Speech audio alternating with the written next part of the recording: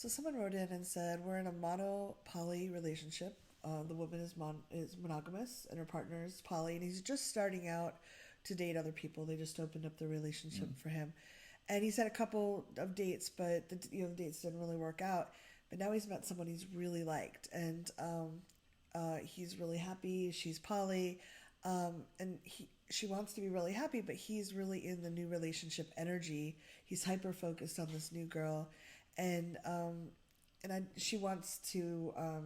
They want to meet, but she's also feeling really jealous, and she doesn't want to meet this other woman until she feels a little less like she's feeling really jealous about the hyper focus her boyfriend's putting on this other person, and she's wanting to know if there's ways to handle that.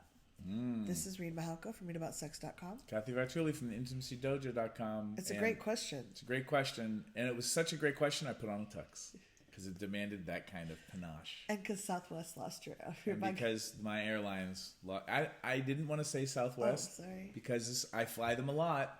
And I love them, and this I think is the first time they've ever lost anything of mine. But luckily I was traveling with my suit bag with me, and so now you get in the tux treatment. And this is a great question, and we love when you send us questions. Yeah. All right, what do you want first shot here? Well, first of all, realize that new relationship energy, the hyperfocus, is really common for a lot of people, and it is an issue that a lot of I've even had friends that are super hyper focused on a new friend, and it can feel like, what am I, chopped liver? And so being aware that it does happen to other people, and maybe helping your partner be aware that he is doing it so that he can make a conscious effort to be attentive to you as well might help. Just being able to talk about it and say, hey, I know this is a thing, and I could use some appreciation and some focus time as well. Asking for what you want might be helpful. And you don't have to meet the other person until you're ready to at any point. It's great. I'd really like to. I think it's a great thing to do if you can, but don't make yourself do something you don't feel ready for if that's going to make you feel really uncomfortable or like you're not taking care of yourself. Yeah, and when they wrote in, I didn't remember this piece. They're new to opening their relationship? Yes. And is the person who's feeling jealous, have they been poly before? No, they've both been monogamous before. She is monogamous. And it goes on saying that his hyper focus is making her feel insecure. So this is the first time this has shaking happened. The relationship a little. All right. So here's my advice. Take it or leave it. Cathy's advice might be much better suited for this. My hunch is that meeting the person will help faster or help sooner, even though it might kick up more anxiety. Because the person might be fucking fabulous, and you're like, oh shit, I can't compete with this. Yeah. Allison and I, my primary partner, deal with this sometimes because I tend to date people who are more slutty than Allison is, and Allison's like, oh my goodness, you're gonna leave me for somebody who's more like you in bed. And I understand the logic, but I've been with Allison for almost 10 years now, at the time of this recording. And it's like, I'm poly, so why can't I just have both? So understanding that you don't push yourself before you're ready, but also if you've never done this before, you might want to beta test meeting the person sooner, because that actually might shift everything way faster than you waiting for your partner who's in love energy, right? Who has the love blinders on, to calm down enough for you to start to feel more secure. It often takes up to 6 months for the new relationship energy kind of settle in. So that could be 6 months of agony. Yeah. Whereas you could, summon up the courage to meet them and then maybe kind of catapult yourself over some of that anxiety. I would also recommend you go out and meet them for coffee solo without your partner. Because if your partner's like... Yeah, that's horrible feeling. While you're at lunch, you're going to want to just stick butter knives in people. Yeah. So don't do that. Never stick butter knives in people. Forks work much better. Spoons. Use spoons. Spooning before forking. And forking before knifing? Who knows? Wow, that was a tangent. So, the idea here is, you're experimenting because this is new.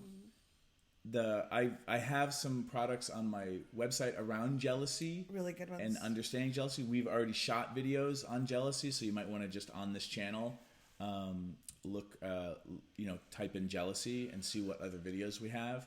So this is a great learning experience for both of you, and be gentle with yourself, but also know that, waiting for the right time might not be the right choice. And again, we don't know yet because you're just discovering this about yourself. Yeah, and I would encourage you to use your words with your partner, and at least ask for what you want.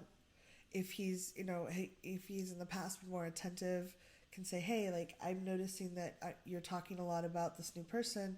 I'd like to talk about us. Can we have time where we're focusing on us rather than, I know this is new and exciting, acknowledging that, but asking, I really need some time to know that I'm important to you too. Yeah, and the other thing I would also take a look at, and this is tricky to do, is how much has their behavior really changed? If they're doing all of the same stuff that was making you happy before they were poly, like if you're getting actually pretty much the same kind of attention and you were happy then, and what's triggering you is that they have things that you're seeing them do to another person. Like if there's not really a big drop in the amount of time and things that you're doing with each other, have a conversation about that too. Because what I've noticed happen in my relationship with Allison is, there's a piece that's triggering because Allison's seeing me behave in the way I behave with Allison with a lover of mine.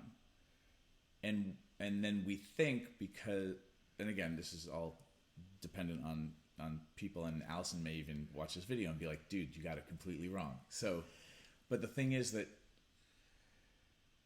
when, as somebody who makes people feel jealous sometimes, I've actually been doing my due diligence to make sure everyone's tanks are full, but they get upset because my focus is on somebody else.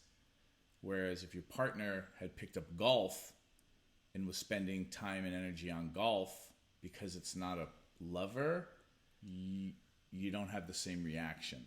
And again, I don't get jealous in the normal ways. So I'm saying it with those filters, but also appreciate your partners for how they do show up, even when they're in love with somebody else. And I understand that it can be threatening. Yeah. Let's come back and do another. I want to ask another question on the same topic. Awesome. Leave comments below. Thanks for tuning in, Sex Geek. If you would like to continue with the brain sex, do me a favor and click subscribe right here. If you'd like to watch me on social media, that's where you're going to go. Next video, maybe? And if you really would like your own Sex Geek t-shirt, please click right here, right now. Boop.